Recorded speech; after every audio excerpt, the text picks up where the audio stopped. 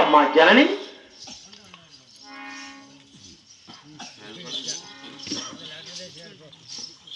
ప్రకారం స్వర్గస్థైన వరప్రసాద్ ఆత్మజాతి కోరుకుంటూ నానమ్మ గారు అతని తండ్రి గారైన చెన్నకృష్ణ గారు, అమ్మగారైన ఆదిలక్ష్మి, భార్య అయిన ఉష, తమ్ముడైన శరత్, అతని పిల్లలైన లహరి, మణిదీపు, పెదనాయనైన సుబ్బన్న గారు, పెద్దమ్మైన లక్ష్మీదేవి, తమ్ముడైన చంద్ర, అదేవిధంగా జ్యోతి గారు, తమ్ముడు హరీషు, చిన్నాయన సీతారామం, చిన్నమ్మైన శ్రీదేవి, తమ్ముడు ఉదయ్, చెల్లెలు పల్లవి, మేనత్త గారైన రాధమ్మ గారు, మామగారైన సోము, బామర్దైన మనోజు, మేనత్త కూతురైన శ్వేత, వీళ్ళందరూ కలిసి ఇక్కడ శాసన చిన్న నాటకం ఏర్పాటు చేసినారు.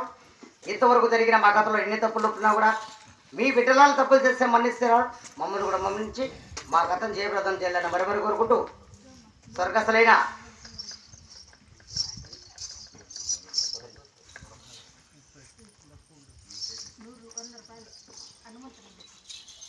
మరి హనుమంతరెడ్డి అన్నగారు కూడా వరప్రసాదను మనకి మరవలేక మరి 514 కానుకలు ఇచ్చారు. మరి వారి కుటుంబానికి చిన్న తల్లికి నోదరెడ్డి చలివేల కావాలంటే మనసారి కోరుకుంటూ మరి ఏమని జరుగుతుందంటే, ఆరిపోయనయ్యా మన ఇంటి దీపము ఎరుగునంటే వరప్రసాదో ఆత్మశాంతి. ఆరిపోయనయ్యా మన ఇంటి దీపము ఎరుగునంటే వరప్రసాదం. ఆరిపోయనయ్యా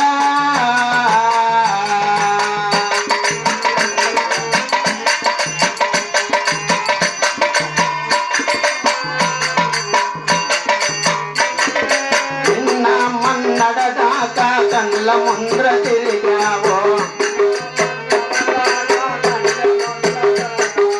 కనలాగా దూరంగా వెళ్ళినావో వరప్రసాదో.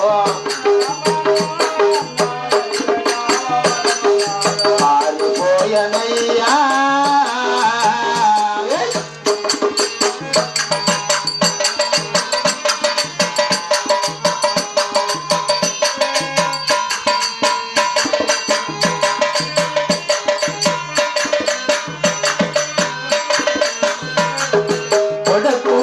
విలనాడి కోడెల్లన విలనాడే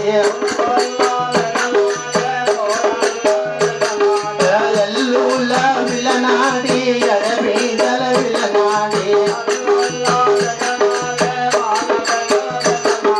దేవలోకమైన ఓ చేరినావో వరప్రసాదో. పారిపోయనయ్యా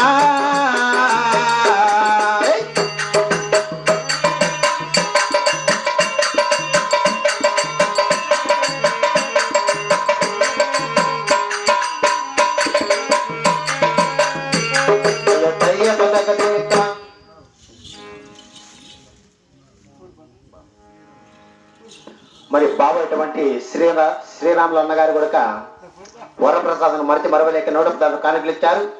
మరి వారు వారి కుటుంబాలకు చిన్న తల్లికి హనుమంతరెడ్డి సెలవేల కాబట్టి మనసారు కోరుకుంటూ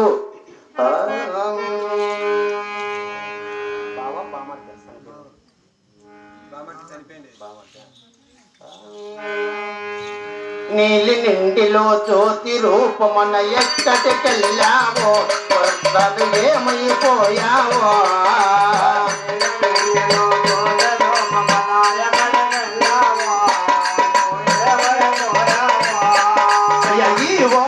ఓ తవలోనా